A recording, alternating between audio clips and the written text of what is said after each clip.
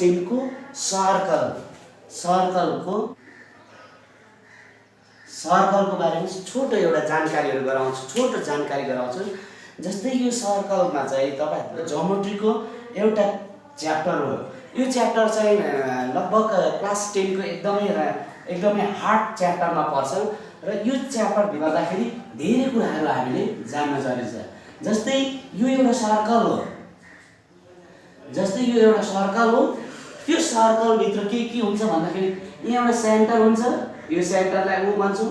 यो सेन्टरबाट यसरी जुन यहाँसम्मको गएको पोइन्ट छ त्यो पोइन्टलाई हामी रेडियस भन्छौं। यो रेडियस भन्छौं र यही पोइन्टलाई हामी यहाँसम्म यसरी गर्छौं भने यसरी जोइन गराउँछौं भने यसलाई हामी के p र q लाई चाहिँ हामी डायमिटर भन्छौं र यसरी थुप्रै कुराहरू बनेको कुराहरू छ।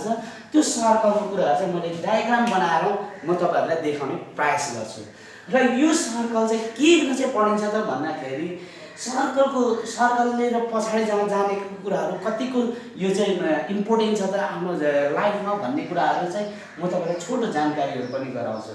र यो खास गरी यो सर्कल चाहिँ हामीले पढ्दै जाँदाखेरि यसलाई 12 को बेसिक म्याथमेटिक्समा पनि पढ्नुपर्छ। यो सर्कल र बिजनेस म्याथमेटिक्समा पनि पढ्नुपर्छ। कारणले गर्दाखेरि तपाईहरुलाई यो सर्कल चाहिँ बेसी इम्पोर्टेन्टहरू छ। त्यो बेसी इम्पोर्टेन्ट त्यो कारणहरूले पनि रहेछ र अर्को कारणहरू हाम्रो क्लासलाई नै के इफेक्ट गर्छ त भन्ने कुराहरू। क्लासको लागि चाहिँ भोलिको दिनमा तपाईहरु सी एक्जाम दिँदै गर्नुहुन्छ भने यहाँबाट लङ क्वेशन हामीलाई दुईटासम्म लङ क्वेशनहरू सोध्ने गर्छ र सर्ट क्वेशनहरू पनि दुईटा सोध्ने गर्छ।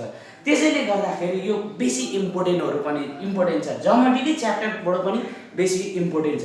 त्यो कारणले गर्दाखेरि सर्कल चाहिँ तपाईले सुरुदेखि नै राम्रोसँगले अध्ययन गर्नुभएछ भने धेरै इफेक्टिभ हुन्छ।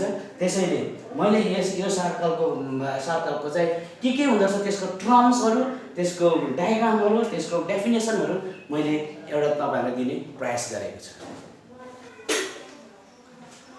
यो चाहिँ क्लास 10 को सर्कल एउटा ज्योमेट्रिक टपिक सर्कल भन्ने। यो सर्कल भित्र चाहिँ धेरै कुराहरू छ।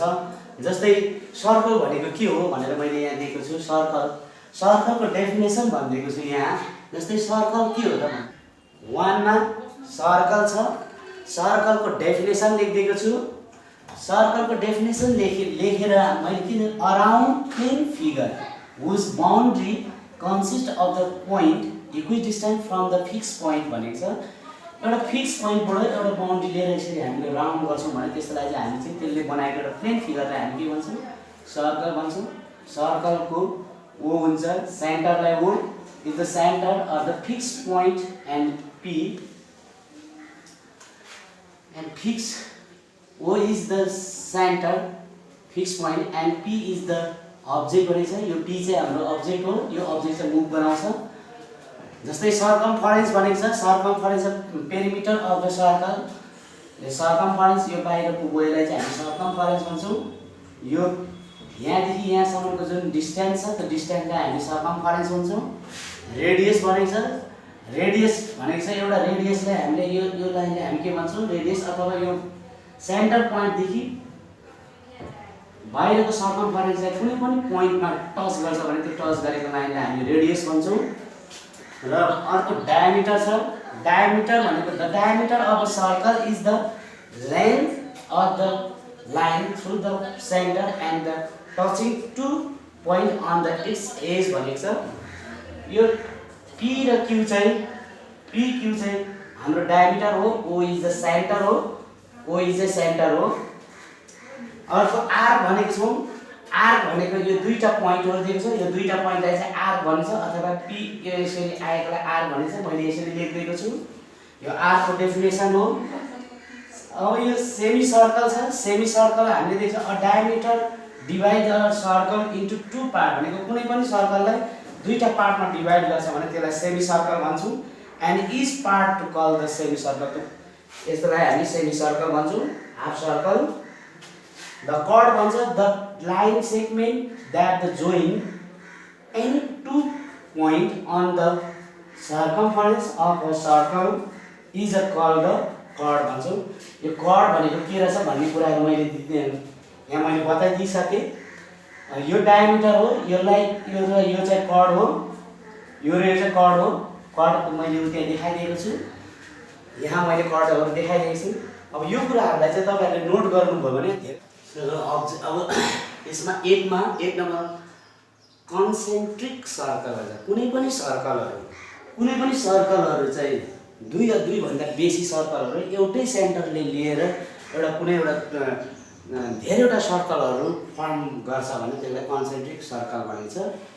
जस्तै इन्टरसेक्टिङ सर्कल भन्छ। कुनै पनि दुईवटा सर्कलहरू चाहिँ एकअर्कामा ओभरल्याप भएर जुन पोइन्टहरू चाहिँ यसरी टच हुन्छ त्यसलाई चाहिँ हामीले इन्टरसेक्टिङ सर्कलहरू भन्छौँ। र टेन्जेन्ट छ। टेन्जेन्ट भनेको चाहिँ कुनै पनि एउटा सर्कलको एउटा कुनै पनि फिक्स पोइन्टमा चाहिँ हामीले एउटा लाइनले आएर टच गर्छ। त्यो लाइनले आएर टच गरेको जुन लाइन छ त्यो लाइनलाई हामी टेन्जेन्ट भन्छौँ।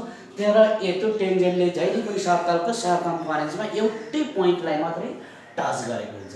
यसरी आएको जुन यस्तो ट्रमहरू छ, यो सर्कलको यो ट्रमहरू छ, यो डायग्रामहरू छ, त्यो डायग्रामले चाहिँ पछि तपाईँहरूलाई थ्योरममा सहयोग गर्ने कामहरू गर्छ।